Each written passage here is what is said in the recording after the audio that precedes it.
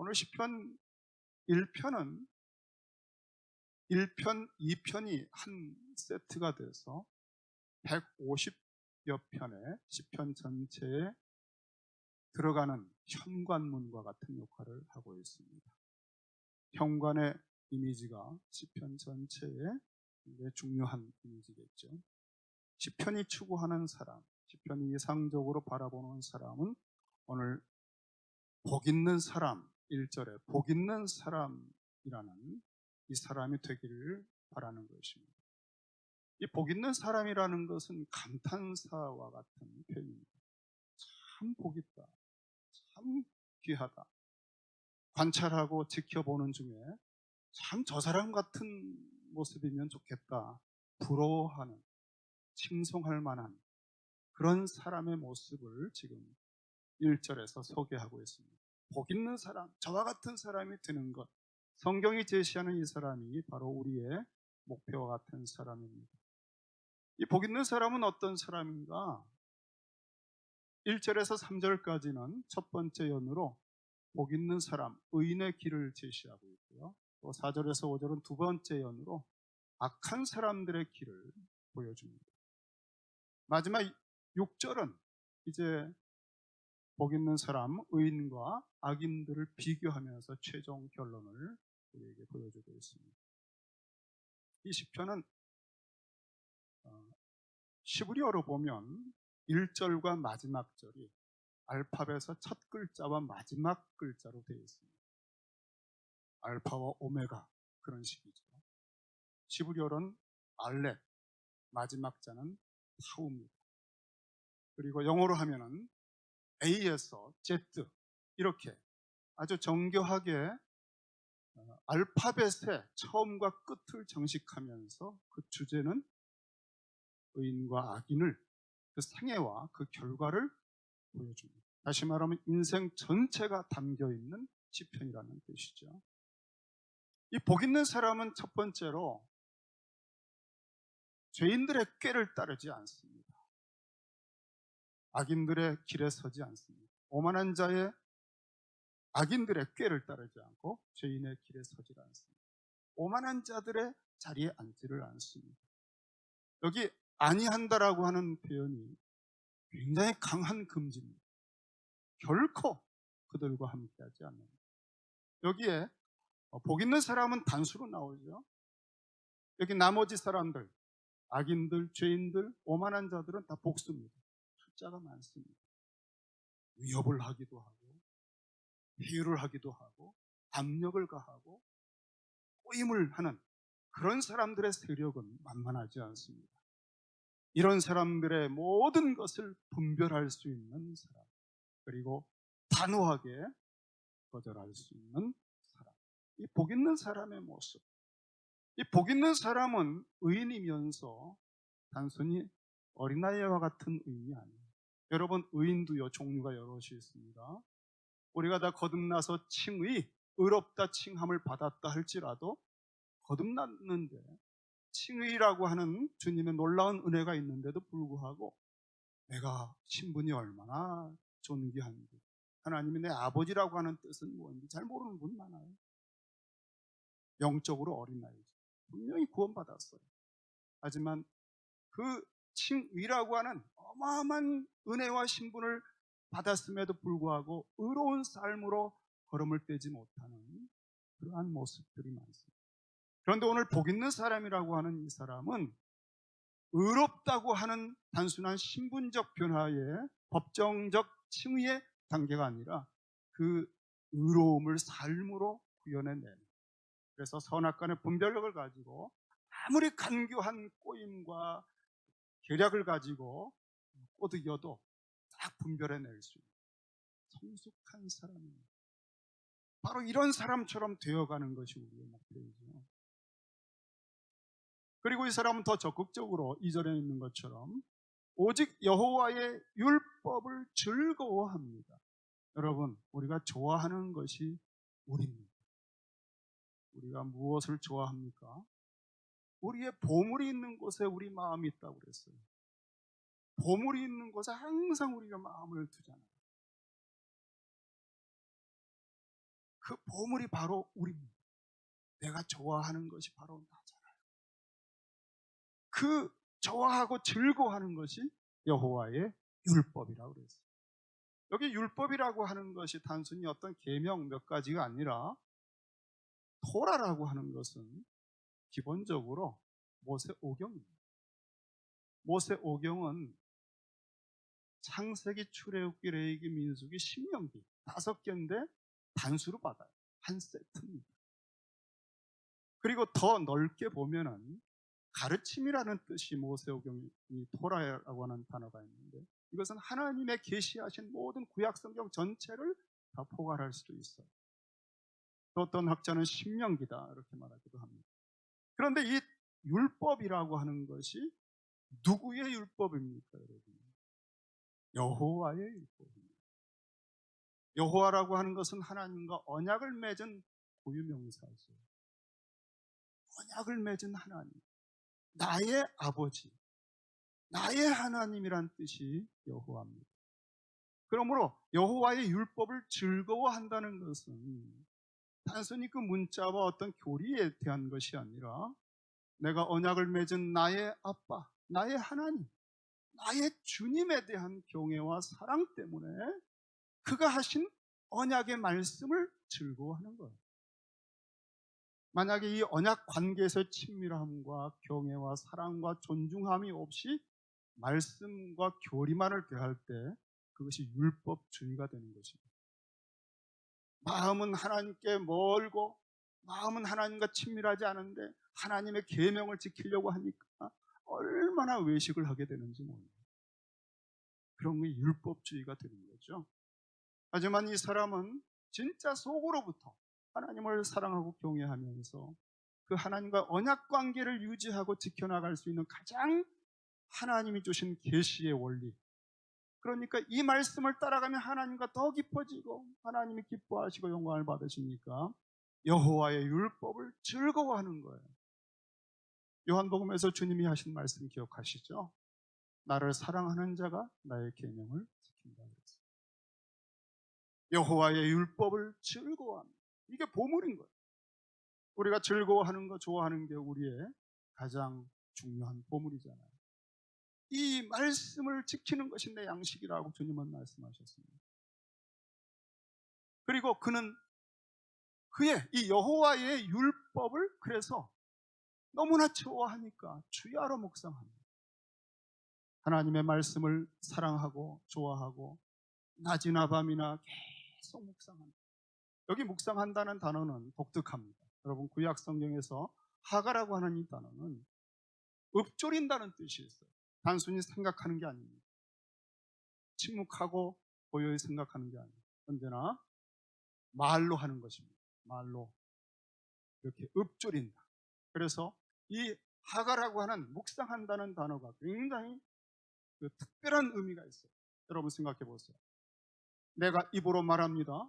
그러면 그것이 내 귀에 들려오죠. 그런데 여러분 우리가 입으로 되뇌이고 말한 것이 내 말이 아니에요. 하나님의 말씀을 내가 입으로 말한 것입니다. 마치 태초에 하나님이 천지를 창조하실 때 하나님이 가라사대 하시기 하나님이 말씀하는 것을 내가 귀로 듣는 거예요. 그것이 내 속의 마음에 딱 스쳐 지나가고 각인됩니다. 다시 되뇌입니다. 반복해서 다시 듣습니다. 그러면서 마음에 더 깊이 각인됩니다. 그러면서 그것이 내 관점이 되고 내 느낌이 되고 그 말씀이 점점 더 깨달아지고 그 말씀을 적용했을 때 놀라운 일이 벌어지는 걸 체험하고 확신을 갖게 되고, 그래서 말씀을 주야로 묵상하게 되면서 하나님의 형상으로 변화가 되어가는 것입니다. 이 묵상이라고 하는 것은 선택의 어떤 조건이 아니에요. 묵상이 없이는 성화가 이루어지지 않아요. 우리가 받은 구원은 묵상 속에서만 30배, 60배, 100배로 되어지는 것입니다. 묵상이라고 하는 것은 구원의 필수 항목 중에 하나입니다. 이 묵상을 하는데 주야로 이 말씀을 묵상합니다. 때로는 피곤하지요. 때로는 펄펄 뛸 때도 있습니다. 교만해질 때도 있고요. 낙심할 때도 있고요. 밤에도 있고 낮도 있고요. 우리 정서적으로도 막 업앤다운을 합니다. 하지만 끊임없이 말씀을 붙들고 있는, 말씀을 놓지 않고 있습니다. 바로 이 사람이 가진 이 모습이야말로 이게 성숙한 복 있는 사람의 모습이라는 거예요. 우리가 교회를 다니면서 말씀을 좋아서 들을 때도 있지만 여러분, 그냥 잊어버릴 때가 더 많아요. 그리고 어느 때는 또 같은 소그룹이 모여서 우리 성경 읽기 합시다 하면 또 거기에 붙들려서 열심히 읽는데 그 그룹이 해체가 되면 언제 성경 읽었냐 하는 듯이 쳐다보지도 않아요.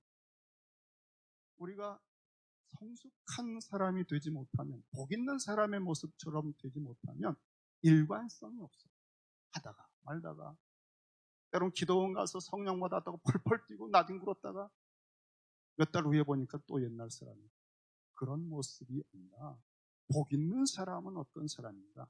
주야로 그 말씀을 내가 즐거워서, 누가 시켜서, 누가 푸시하고 누가 좀 격려해주면 하는 그런 것이 아니라 내 속에서 우러나와서 끊임없이 그 주님을 사모하면서 그 말씀을 묵상하는 사람이기 때문에 계속적으로 힘들 때에도 그 말씀이 힘이 되어 체험하고, 좋을 때는 그 말씀으로 더 하나님께 감사하여 더 하나님과 친밀해지고, 어떤 상황에서도 말씀 속에서 살아가는 것입니다. 오늘 저는 찬양을 들으면서 여기 앉아서 잠시 묵상할 때 그런 묵상을 했습니다. 하나님의 말씀은 영원하다. 풀은 마르고 꽃은 시드나 하나님의 말씀은 영원하다. 그게 자꾸 되뇌어지는 거예요. 여러분, 말씀에 붙들려 있으면 우리는 힘들 때는 힘들었기 때문에 오히려 변화가 됩니다. 좋을 때는 좋은 것 때문에 더 우리가 또 변화가 됩니다. 어떤 것 우리를 해칠 수가 없어요. 말씀에 붙들려 있으면 우리는 매 순간순간 하나님의 모습으로 성화가 될 것입니다. 여기 묵상한다고 하는데, 되뇌인다고 하는데 그 내용이 뭡니까?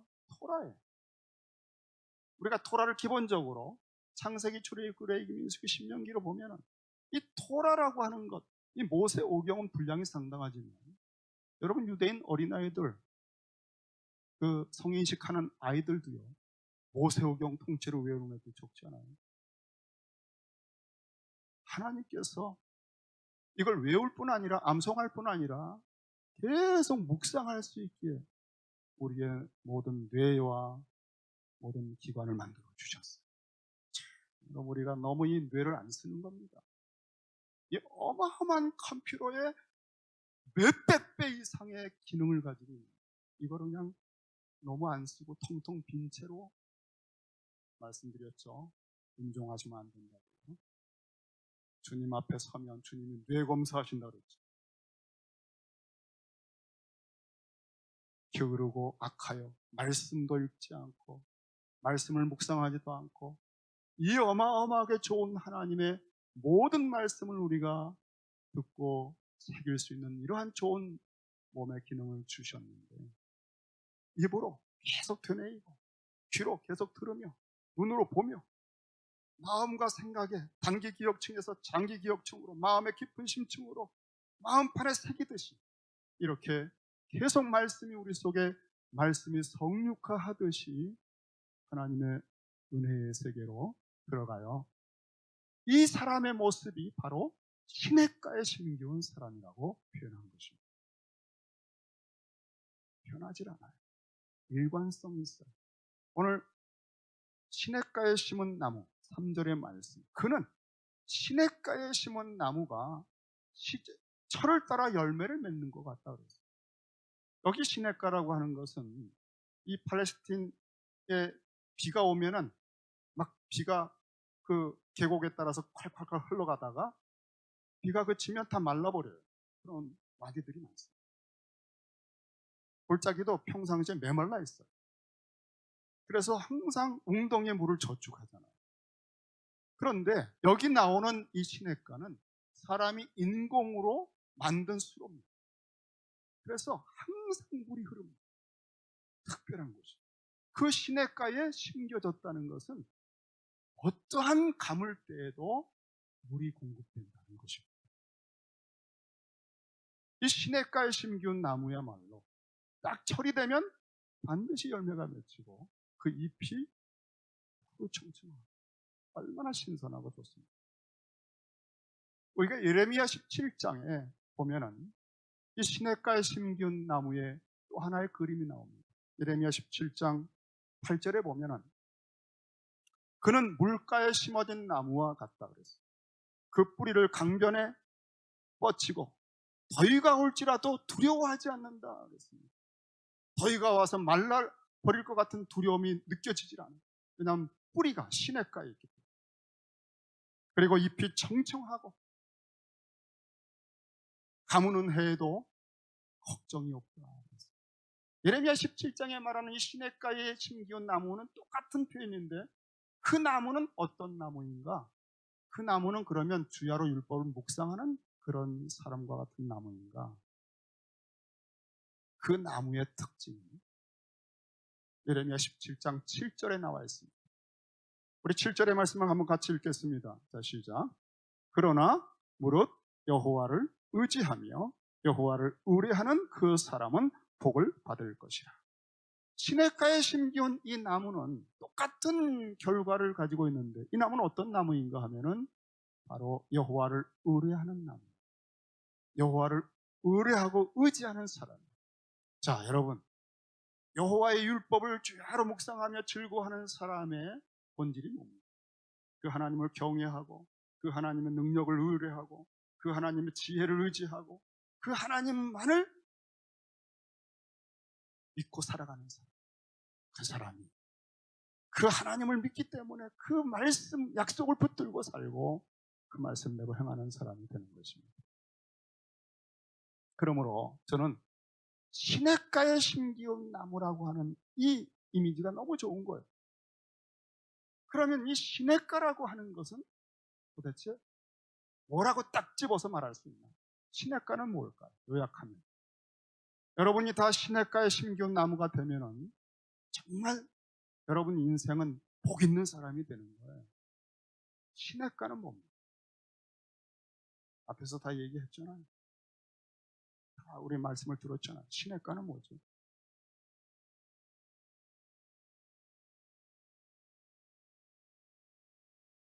이 시냇가는 결국 하나님을 의지하고 하나님의 말씀, 토라를 계속적으로 묵상할 수 있는 곳. 그런 사람이 시냇가에 심기운 나무와 같은 사람이죠. 그래서 저는 이 시냇가를 두 단어로 요약을 했습니다. 시냇가는 무엇인가? 그것은 하나님의 임재와 말씀. 하나님의 임재와 말씀. 우리가 우리의 지정의, 우리의 전인격을 하나님의 임재와 말씀이 있는 곳에 뿌리를 딱 내리고 있으면 우리는 복 있는 사람이 되는 것입니다. 저는 이 말씀을 이렇게 정리하면서 교회는 시냇가가 되어야 되는구나. 교회는 하나님의 임재와 말씀이 있는 곳이 되어야 되는구나. 그래서 교회에 등록하고 교회의 지체가 되면 그는 시냇가에 심기운 나무가 되어야 되는 거예요. 교회에서 드리는 모든 모임들은 그 예배 가운데, 집회 가운데, 모임 가운데 하나님의 임재가 있고 하나님이 함께 하시는 느낌이 있고 거기엔 하나님 말씀이 선포됩니다. 하나님의 말씀이 선포되고 하나님의 임재가 있으면 마음속으로까지 우리가 말씀을 듣고 마치 그 물가에 뿌리를 내린 것처럼 하나님의 공급을 받습니다. 그러니까 하나님의 교회는 반드시 시냇가가 되어야 되는 거예요. 교회를 다니는데도 바짝바짝 말라지고 낙심이 되고 소망이 없고 하나님을 의뢰하는 믿음이 자꾸 떨어지면은 그 교회는 뭐가 없는 거죠. 시냇가가 아닌 거예요. 이 말씀이 깨달아지면서 저는 시냇가와 같은 교회, 여러분이 교회에 와서 모임을 가질 때마다 주님의 임재를 경험하고 그 임재가 느껴지면 경외감이 생기고 마음이 뭉클해지고 하나님께서 여러분에게 또한 말씀이 선포될 때 그 말씀이 혼관과 골수까지 파고들어 우리가 그 말씀에 하나님께 깊이 뿌리를 내리면서 하나님과 연결이 되는, 교통이 되는 그와 같은 신학과 같은 교회가 되니다. 그리고 하나님의 교회는 이 말씀을 제대로 공급을 해야 돼요. 여기 토라를 묵상한다고 그랬잖아요. 주야로. 이 토라가 뭡니까? 하나님의 말씀만이 줄 수 있는 게 뭐지? 토라가 창세기, 출애굽기, 레위기, 민수기, 신명기이다. 그것을 주야로 묵상하는 거예요. 여러분, 창세기를 묵상합니다. 종종 말씀드리지만 창세기를 묵상해 보면 창세기를 다 암송한 사람이 창세기를 눈을 감고 묵상해 보세요. 되뇌어 보세요. 읊조려 보세요. 태초에 말씀이 계십니다. 그건 요한복음. 태초에 하나님께서 천지를 창조하십니다. 그리고 가라사대. 그 창세기 1장을 묵상하면 하나님의 창조의 권능이 엄청나다는 사실이 힐링으로 오는 거예요.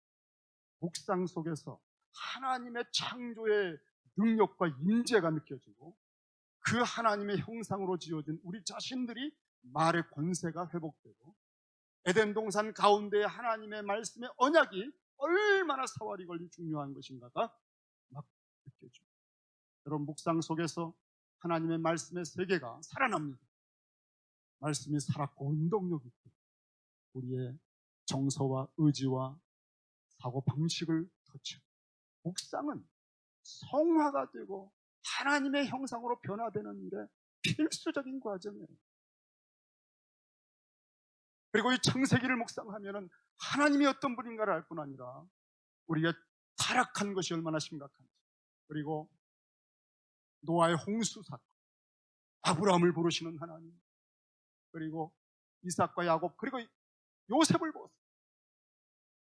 에덴 동산에서 선악과를 따먹어서 선하신 하나님에 대해서 악을 행하였던 그들은 정령 죽을 수밖에 없는데 요셉은 그 타락한 형제들이 악을 행하여 죽이려고 했을 때 하나님께서 그 악을 선으로 바꾸어 그들의 생명을 살려 큰 민족을 만드셨다. 요셉은 그 하나님의 큰 역사를 경험하면서 그리스도의 십자가에서 반전이 일어나는 사건을 보여줬던 사람입니다. 유다는 족보의 과정을 통해서 그리스도를 보여주지만 요셉은 삶을 통해서 그리스도를 보여준 사람입니다. 창세기를 묵상하면 이러한 삶이 묵상이 되면서 아무리 내가 억울하고 힘들어도 요셉처럼 하나님의 뜻을 따라가야 돼. 합력하여 선이 되겠다라고 하는 확신이다. 출애굽기는 어떠한 구렁텅이에서도 철풀물 같은 그 노예살이에서도 하나님은 건져내시는 분이다. 속량해 주신다. 우리를 자유케 하신다. 그리고 만나를 주시고 광야에서도 먹이시는 반석의 물을 주시는 분이요, 구름기둥, 불기둥으로 갈 바를 모르는 광야에서 우리를 인도하신다. 매일매일 우리와 함께 하신다. 이런 하나님이심을 확신합니다. 묵상을 통해서 하나님을 기억하게 되고 하나님이 어떠하신 분인지를 자꾸 알게 되는 거예요. 그리고 출애굽기의 시내산의 언약을 맺은 사건, 언약법이 얼마나 중요한지 그 말씀을 하나님이 육성으로 해주신 시간입니다. 그리고 성막을 만들어서 그 영광이 충만했던 출애굽기 40장입니다. 레위기는 이 성막을 중심으로 예배를 드립니다. 하나님을 예배하는 그 제사법이 얼마나 정교하고 우리가 죄를 지었을지라도 하나님께서 흠없는 제물로 다시 회복시켜 주시는 하나님의 그 크신 은혜를, 그리고 하나님과 예배를 통해서 얼마나 깊이 사귈 수 있는지 레위기를 통해서 가르쳐 주시고, 민수기는 우리가 정탐꾼 사건을 통해서 영적 전쟁을 치르기 위해서 우리는 우리 자신이 얼마나 변화가 되고 준비해야 됩니다. 민수, 군대로 계수된 나는 어떤 영적 전쟁을 치를 수 있는가? 신명기는 하나님의 언약의 갱신, 하나님을 사랑하고 하나님의 모든 말씀대로 내가 살아가는 광야 40년의 그 모든 과정을 복습, 가나안 땅을 들어갈 준비를 하는 것이죠. 이렇게 토라를 죄로 묵상하는 사람들은 세상에 악한 사람들이 꼬드기는 그 제절한 말 같은 것이 분별이 되는 거예요. 얼마나 가증한 말인지, 얼마나 어리석은 말, 얼마나 오만한 말인지. 그러니까 절대로 타협하지 않습니다. 주야로 하나님 말씀 속에 거하고 그 전능자의 임재와 함께 임마누엘 주님을 느끼면서 시냇가의 심균나무가 자라가는 것처럼 자라가는 거죠.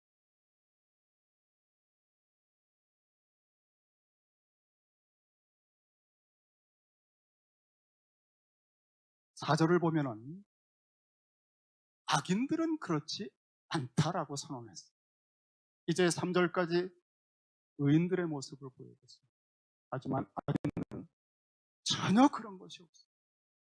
어리석은 생각, 악한 생각에 미혹돼서 세상 신에게 미혹돼서 그들은 살다가 이제 마치 겨와 같이 가벼운 아무것도 하나님 앞에 가치가 없는 그런 사람들이 됩니다. 바람에 나는 겨와 같다 그랬어요. 그러므로 그들은 심판을 견디지 못합니다. 여러분, 인생살이를 다 마친 다음에는 추수를 하잖아요.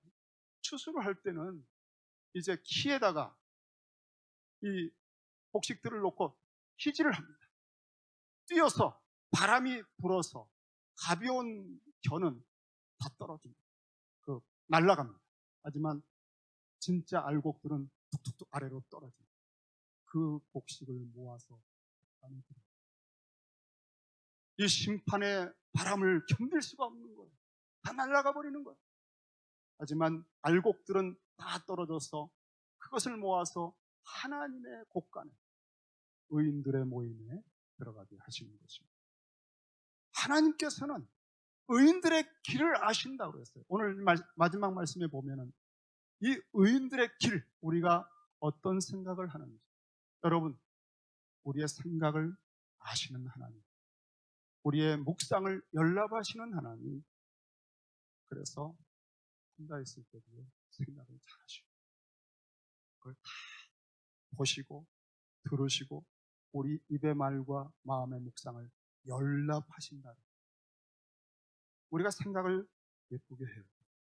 하나님 앞에. 그래야 우리가 용납을 받습니다. 외식하는 건 통하지 않습니다. 늘 말씀을 주야로 묵상하면 하나님께서 보시기에 합당한 것입니다. 너희 안에 그리스도의 말씀이 풍성히 거하게 하라 그랬습니다. 하나님의 말씀을 묵상하지 않고 다른 것을 자꾸 생각하는 게 바로 묵상의 종류가 다른 것입니다. 여러분, 우리가 하나님의 말씀을 묵상하지 않으면 묵상당합니다. 세상 것에 묵상당해요. 염려와 근심이 뭐죠? 세상 것을 묵상하는 것. 자꾸 생각하고 자꾸 생각할수록 커지고 정서적으로 자꾸 눌리고 탄식이 나오고, 그게 묵상을 통해서 나오는 열매예요. 하나님 말씀을 묵상하면 자꾸 하나님이 느껴지고 하나님의 임재가 느껴지고 담대해지고 자유해지고, 그것이 기도가 되고 그 말씀이 약속이 기도가 되고, 하나님을 의뢰하는 자는 시냇가에 있는 나무와 같다. 너의 길을 여호와께 맡겨라. 저를 의지하면, 그게 똑같은 단어. 하나님을 의뢰하면 저가 이루시고, 이런 말씀들이 막 입에서 튀어 나오고 기도가 되고, 우리는 주야로 항상 하나님의 말씀을 묵상하고 있어요. 이게 사는 거예요. 그래서 이렇게 시냇가와 같은 교회에 계속적으로 모여서 교제하고 서로 격려하고 서로 도와주고 말씀을 계속 듣고 공부하고 그 말씀을 묵상하는 법을 배우고, 제가 요즘에 이 말씀 준비하면서도 그랬지만 우리 성도님들께 묵상하는 법을 가르쳐 드리지 못했구나. 이게 얼마나 중요한데. 그래서 그냥 설교 듣고 그걸로 끝인 거예요. 성경 공부하고 그걸로 끝난 거예요. 성경 읽기로 끝난 겁니다. 그게 묵상의 과정을 통과할 때만 살았고 운동력 있는 말씀입니다. 여러분을 변화시키고 양식이 되고 음료가 되고 큐티라고 하는 것도 잠깐 하고 마니까 그 말씀을 깊이 묵상하는 법이 뭔지 잘 모르시는 거예요. 의인들의 길은 묵상을 통해서 연그러집니다. 마음의 생각과 말을 다 연락하시고 그것을 적용할 때 삶을 아시고, 그래서 의인들의 길을 아신다. 요셉처럼 합력할 선으로 섭리해 주시고 인도해 주시고 보호해 주시고 아시는 사귐이 교통이. 근데 악인들은 멸망하는 교와 같습니다. 하나님과의 관계가 없습니다.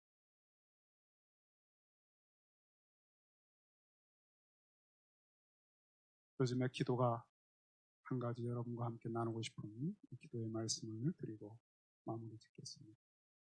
저는 목회하는 초기에는 말씀 준비하고 전하는 것에 급급해서 제가 준비하는 말씀을 위해서 기도를 많이 했어요. 하나님 말씀을 주십시오. 말씀을 잘 전하게 해달라고 하는 기도. 그런데 요즘에 기도가 바뀌었어요. 듣는 여러분을 위해서 기도하는 것입니다. 아무리 말씀을 전해도요, 듣는 여러분의 마음이 닫혀 있으면 소용이 없습니다.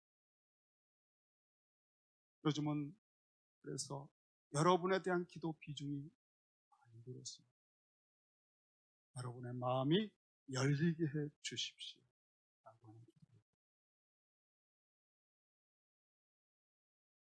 바울 사도가 아시아 지역에서, 소아시아 지역, 당시의 소아시아 지역에서 말씀을 전하는데 반응이 좋았습니다.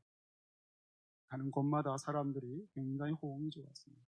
아, 하나님께서 여기서 말씀을 전하라고 하시는가 보다 하는 생각이 들었습니다. 그런데 성령께서 자꾸 막으시고 예수의 영이 막으시고, 그래서 근심을 하며 그가 이제 유럽으로 건너갈 수 있는 항구인 드로아에 머물게 되었습니다.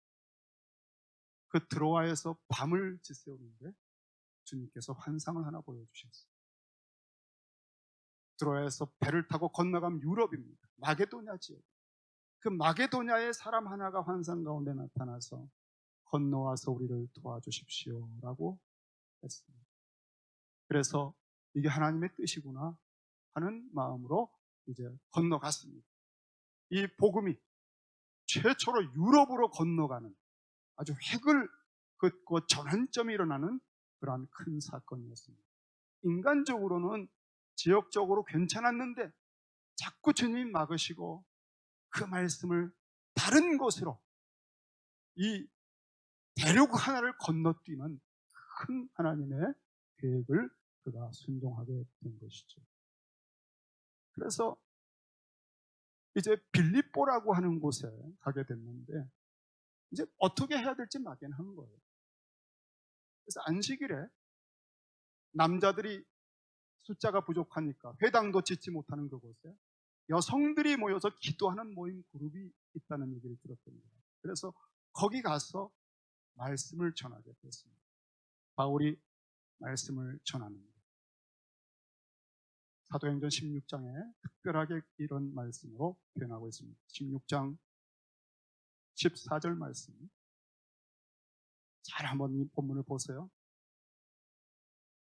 두아드리아시에 있는 자색 옷감 장사로서 하나님을 섬기는 루디아라고 하는 한 여자가 말을 듣고 있을 때, 자, 말씀을 듣고 있을 때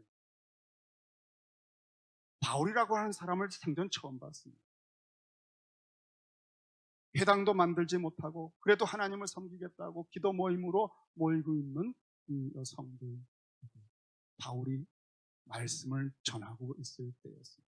여러분, 말씀을 우리는 이렇게도 듣고 저렇게도 듣고 수많은 통로를 통해서 우리 시대에는 말씀들이 증거되고 있습니다. 그런데 중요한 게 뭐예요? 그 말씀을 들을 때에 주님께서 루디아의 마음을 열어주셨다는 거예요. 우리의 지정의 전인격의 중심지, 내가 그 마음 속에 있는 생각이 움직일 때 결정을 하게 됩니다. 그때 변화가 일어납니다. 그 마음 속에 있는 생각을 터치하지 않으면 다 스쳐 지나가는 것에 불과합니다. 수많은 강의를 들었고 수많은 설교를 들었고 무수한 권면을 들었지만 많은 책들을 통해서 그것이 중요하고 심각하다는 얘기를 들었고 읽었지만 뉴스를 통해 받았지만 그것이 다 내 삶 전체를 뒤흔들고 변화시키지 못하고 그냥 하나의 이야기로 지나가 버렸어요. 그런데 언제 우리가 움직이게 됩니까? 마음 속에 그 메시지가 들어올 때. 바울을 통해 증거되고 있는 이 메시지는 사도행전이죠. 누가복음과 사도행전은 두 책이고 한 맥락입니다. 바울을 통해 증거되는 것은 누가복음 4장 신년의 선포, 주님의 신년의 복음이 증거되고 있습니다. 아무리 애쓰고 힘써도 내 인생이 하나님과의 깊은 친밀함의 관계가 회복되지 않고 삶 전체가 기업이 회복되는 그러한 놀라운 어떤 변화를 느끼지 못하고 애쓰고 힘쓰던 루디아라고 하는 이 여성이 그날 바울의 말을 듣고 있는데 주께서 그 마음을 쫙 열었어요. 신년의 복음이 그 심령 골수를 땅 때리고 들어왔습니다. 여러분, 혼돈과 공허와 흑암 가운데 빛이 있으라고 하시는 말씀이 많은 것처럼 하나님의 음성이 우리의 심령의 삶의 중심에 임할 때 천지가 개벽하는 거예요. 말씀이 천지를 창조하듯이 우리 인생을 창조하는 것이죠. 말씀을 듣는 사건에 비상한 마음으로 한 주간 준비하고 주님 제 마음을 열어주세요. 주일날 선포되는 말씀이 하나님의 임재, 임마누엘 임재 속에서 하늘과 땅을 가르시는 전능자의 음성으로 제가 들을 수 있게 해달라고. 이 한 순간이 내 일생 전체를 뒤집어 엎을 만한 말씀의 사건, 천지의 창조 사건 되게 해달라고 여러분이 일주일 동안 기도하고 오시면서 말씀을 듣기만 하십니다. 우리의 인생은 완전히 달라졌어요. 저는 이 말씀이 언제 제 마음을 터치하고 지나갔어요. 이 목사, 아무리 전해봐라. 마음을 내가 열어줄 때 그 말씀입니다. 이 복음이 아무리 놀라운 복음이지만 마음을 닫고 있으면 다 튀어버리는 거죠. 여러분, 제가 여러분을 정말 기업 회복의 변화를 위해서 시카고의 변화를 위한 교회로 하나님 써달라고 하는 기도를 하면서 여러분의 마음이 열리기를 진짜 기도를 못했네요. 그날 루디아는요, 마음이 열리는 순간에 들어온 바울의 신은의 복음의 메시지 완전히 뒤집혔어요. 완전히 그 순간에 딴 사람이 됐어요. 거듭났고 회심났고 그의 사고 구조, 정서, 의지가 완전히 새로운 생명으로 변화가 됐어요. 기업이 회복된 거예요. 그리고 그 말씀을 더 듣고 싶은 거예요. 그 들었던 말씀을 계속 묵상이 되는 거예요. 계속 생각이 되고 계속 떠오르고 주야로 그 말씀을 그 복음 속에 살면서 내 일생이 어떻게 될지에 대한 막 기쁨이 소망이 생기고 하나님의 말씀을 주야로 묵상하는 일은 우리의 성화의 필수적인 과정. 그건 정말 즐거워서 하는 것이고 이렇게 진짜 성령이 살았고 운동력 있는 말씀으로 내 속에 역사하는 것이기 때문에 30배, 60배, 100배로 결실합니다. 유럽에 처음으로 복음을 들은 사람이 루디아입니다. 그리고 루디아는 견딜 수가 없어서 바울을 붙들었습니다. 내가 주님 믿는 사람으로 여겨진다면 우리 집에 머무십시오. 그리고 이 바울의 일행을 머무르게 하고 유럽의 최초의 교회 빌립보 교회가 세워집니다. 역사가 바뀝니다. 저는 주야로 묵상한다는 것이 이제는 신약 시대로 넘어왔기 때문에 이 하가라고 하는 묵상이라는 단어, 시야흐라는 구약의 단어들이요 신약으로 넘어오면은 이런 단어들이 나타나질 않아요. 신약에서는요, 읊조리면서 묵상한다는 표현들이 나오질 않아요. 신약에서 나오는 묵상이라는 표현은 깊이 생각하다, 기억하다, 삼고하다, 그렇게 나옵니다. 그래서 우리가 큐티하면서 깊이 생각하는 그게 신약적 묵상. 하지만 구약적인 묵상의 원리는 하나님 우리를 그렇게 만드셨기 때문에 그것과 더불어 여러분이 배우기만 하면 놀라운 변화가 있습니다. 제가 이런 걸 안 가르쳐 드렸구나 하는 것을 깨닫게 됐어요. 그리고 여러분 자신도 마음이 열리면 말씀 사건이 일어난다는 의미가 무엇인지를 자각하시면 기도가 바뀌게 되어 있어요. 우리 교회가 시카고의 기업 회복에 한 몫을 반드시 하게 됩니다. 그런데 여러분 이런 기도를 하셔야 돼요. 주님 제 마음을 열어주세요. 주일마다 말씀이 천둥 번개처럼 하나님의 영광의 형상이 내 심령에 비추어오듯이 내게 말씀해 주시고 제 마음을 열어주십시오. 이렇게 정말 눈에서 비늘이 떨어진 것처럼 하나님의 이러한 은혜를 사모하는 마음, 주야로 묵상하고 시냇가에 심기운 나무와 같은 그런 여러분이 되고 그런 교회가 되는 것이 오늘 이 말씀 나누면서 여러분과 같이 기도하고 싶은 제목으로 기도하겠습니다.